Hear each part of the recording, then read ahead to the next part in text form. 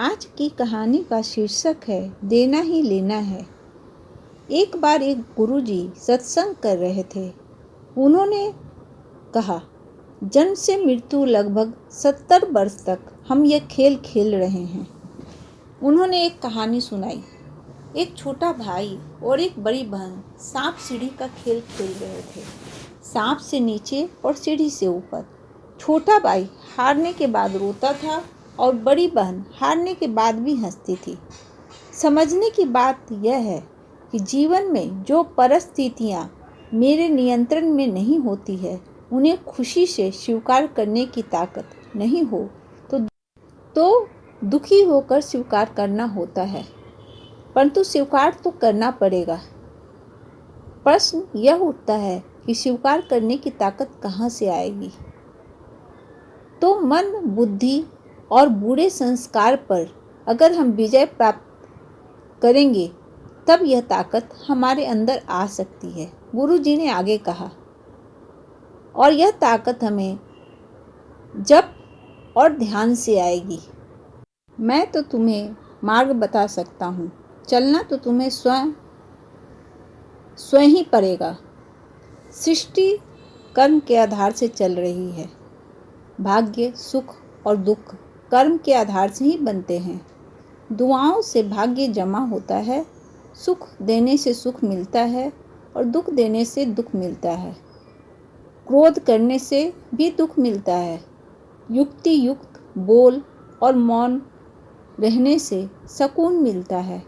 अब भाग्य की कलम तुम्हारे हाथ में है, जैसा लिखना चाहो वैसा लिख लो। ऐसा कहते हुए गुरु जी ने सत्संग समाप्त किया और कतार में खड़े हुए लोगों को प्रसाद बांटने लगे। एक छोटा लड़का गुरु जी तक भाग के गया और गुरु जी ने उस छोटे से लड़के को प्रसाद दिया। लड़का प्रसाद लेकर भाग गया और वो फिर गुरु जी के पास गया और गुरु जी ने उसे फिर से प्रसाद दिया। पूर्ण उत्साह के साथ लड़का वापस गुरु जी के पास गया फिर से, और गुरु जी ने वापस उसे प्रसाद दिया। यह कुछ समय के लिए जारी रहा। एक स्वयं सेवक जो यह सब देख रहा था, बहुत उलझन में था।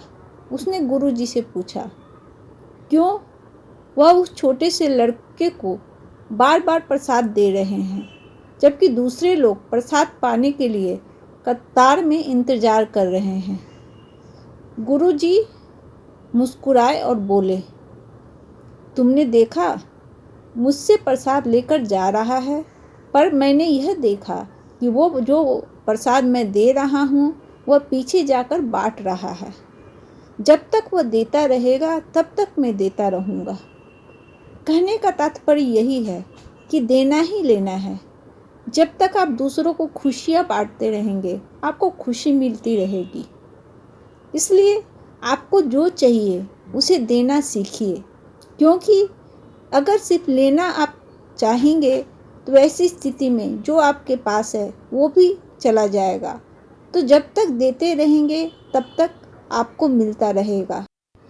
तो ये कहानी देना ही लेना हमारे जीवन के उस पहलू पर आधारित है, जहाँ हमें सिखाया जाता है कि खुशियाँ बांटेंगे तो खुशियाँ मिलेगी, गम बांटेंगे तो गम मिलेगा। तो हमेशा खुशी बांटते रहिए, मुस्कुराते रहिए और हमेशा दूसरों की मदद करते रहिए। ओम शांति।